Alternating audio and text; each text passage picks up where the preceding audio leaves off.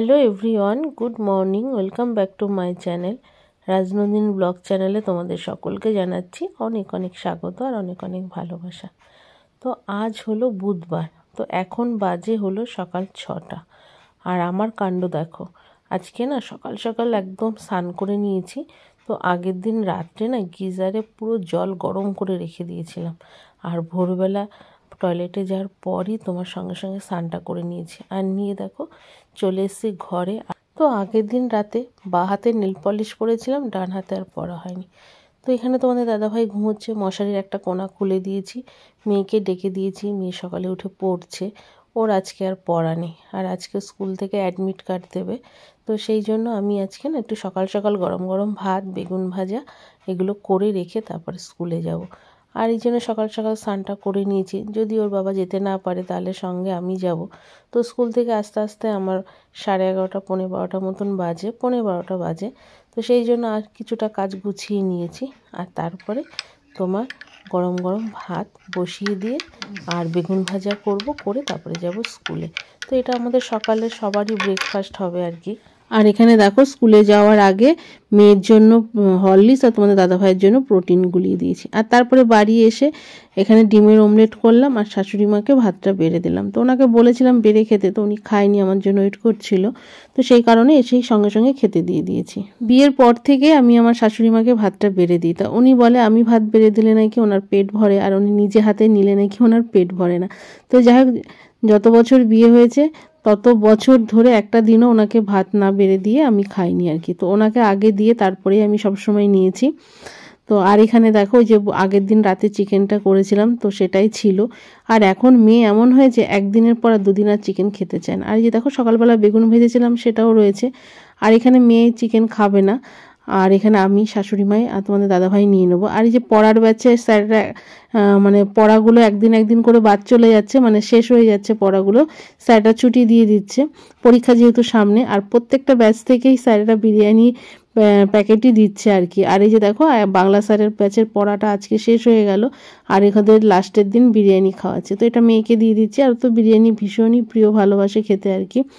আর এর জন্য ও আর চিকেন টিকেন কিছু নিল না, আর বিরিয়ানি চিকেন বিরিয়ানিই ছিল।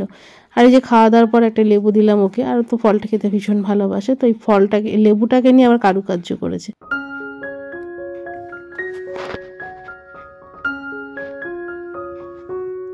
তো বন্ধুরা দেখো, আজকে সারাটা দিন শুয়ে শুয়ে আমার চোখ মুখ পুরো ফুলে গেছে।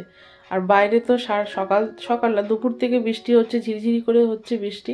আর বিকেলবেলা মেয়ে পড়তে যায়নি, আর তারপরে আমি একদম বিকেলবেলা চা টা করে দিলাম, দিয়ে তারপরে মশারির মধ্যে এসে শুয়েছি। আর আজকে হলো মানে এত বড় একটা টানা ঘুম দিয়েছি কি বলবো, দেখো চোখগুলো পুরো ফুলে গেছে আমার।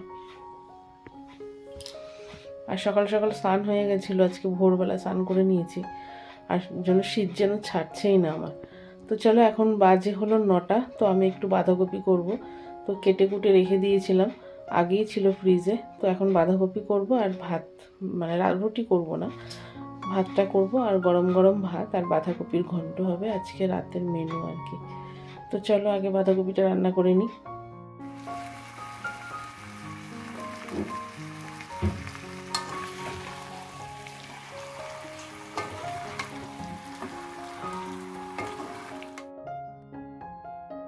আর আজকে না বাঁধাকপি রান্না করতে গিয়ে আমার হাতটা ব্যথা হয়ে গেছে। আর বাঁধাকপিটা অনেকটা কষাতে লাগে। মাছের মাথাটা আগের দিন মানে ভাজাই ছিল, আর দুটো বাঁধাকপি কেটে রেখেছিল, শাশুড়ি মাই কেটে দিয়েছিল ঝিরিঝিরি করে, সেই জন্য এত সুন্দর করে গলে গেছে।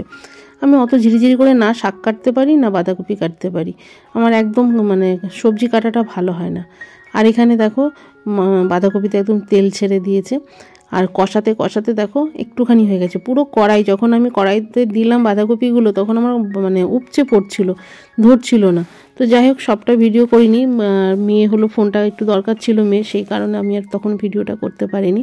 আর এখানে বাঁধাকপি কষানো হয়ে গেছে, রান্নাও হয়ে গেছে। আর এখানে আমি দেখো আমার শাশুড়ি মাকে রাতে খাবারটা বেড়েও দিয়েছি, আর উনিও ভীষণ ভালো খেয়েছে, বাঁধাকপি দিয়েই ভাতটা খেলো, আর আমরাও তাই খেয়েছি।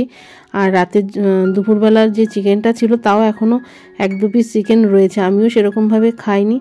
আর একদম এখন আবার চিকেন রান্না করলে না গড়াগড়ি খায়। মাঝে তো চিকেনটা ভীষণ ভালো লাগতো, আর এখন বাঁধাকপিটা আমার রান্নাটা এত সুন্দর হয়েছে, মেয়ে তো বলছে আমি বাঁধাকপি দিয়েই খাবার। শাশুড়ি মাও অনেকদিন পর বেশ ভালো প্রশংসাই করলো যে খুব সুন্দর হয়েছে রান্নাটা। তো চলো এখন রাতের ডিনারটা করে নেবো, আর তোমাদের দাদাভাইয়ের আসতে একটু দেরি হবে, তো সেই কারণে আমিও গরম গরম খেয়ে নিচ্ছি। আর এক পিস বেগুন ভাজাও রয়েছে, সেটাও দিচ্ছি। দেখো মেয়েকে দিয়েছে, আর তার সঙ্গে বাঁধাকপি। বাঁধাকপির কাছে বিরিয়ানি ফেল। বাঁধাকপিটা এত সুন্দর রান্না হয়েছে, তো মেয়ে বলছে বাঁধাকপির কাছে বিরিয়ানি ফেল। তো সমস্ত খাবার দাবার ভাতের হাঁড়ি সমেত সব বড় ঘরে নিয়ে এসেছি, আর এখানে মেয়েকে খেতে দিয়ে দিয়েছি। আর ঘরে মশারিটা নিয়ে শুয়েছিলাম, তো মশারিটার খোলাই হয়নি আজকে, সকাল থেকে মশারি বলতে গেলে রয়েছে। আর এত ঠান্ডা, আর জানলাটাও খুলিনি, আর মশা আসে বলে একেবারে মশারিটা টানানো রয়েছে। আর মেয়ে পড়ছিল অবশ্যই ঘরে, সেই জন্য। তো এই যে দেখো ভাত বেড়ে নিয়েছি, আর যে আধখানা বেগুন ছিল, বাঁধাকপি ঘন্ট নিয়েছি, আর এই যে লেগ পিসটা গড়াগড়ি খাচ্ছে। মেয়ের জন্য রেখেছিলাম, মেয়ে খাবে না, আমি নিয়ে নিচ্ছি। এই ঠান্ডাতে না আমার খেতেও মনে হয় যেন কষ্ট। শীতকালে সবাই বলে খেয়ে মজা, ঘুরে মজা, কাজ করে মজা, তো আমি কোনোটাতেই মজা পাই না অবশ্য। আর এখন তো তোমার অত ঠান্ডা পড়েছে, আমাদের এখানে প্রচণ্ড ঠান্ডা পড়েছে। আর এই ঠান্ডার জন্য তো মানে আমি ঠান্ডাতে ভীষণ খাবো, আমার গরমকালটাই বেশি ভালো লাগে। আমাকে যদি কেউ জিজ্ঞেস করে শীত ভালো লাগে না গরম ভালো লাগে, তো আমি তো বলবো আমার গরমই ভালো লাগে। তো যাই হোক, চলো আমি এখানে রাতের খাবারটা সেরে নিচ্ছি। আর এখন মেয়ে খাওয়া দাওয়া কমপ্লিট করে ঘরে গিয়ে বই নিয়ে বসে পড়েছে। আর তোমাদের দাদাভাইয়ের আসতে দেরি হবে, ফোন করে বললো, তো সেই কারণে আমি খাবারটা খেয়ে নিচ্ছি।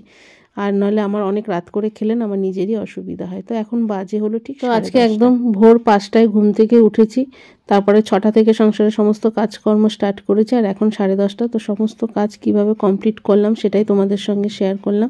ভালো লাগলে অবশ্যই একটা লাইক কমেন্ট শেয়ার করো, আর খুব ভালো লাগলে আমার চ্যানেলটাকে সাবস্ক্রাইব করো। তো দেখা হচ্ছে আগামীকাল ঠিক দুপুর 2টায়।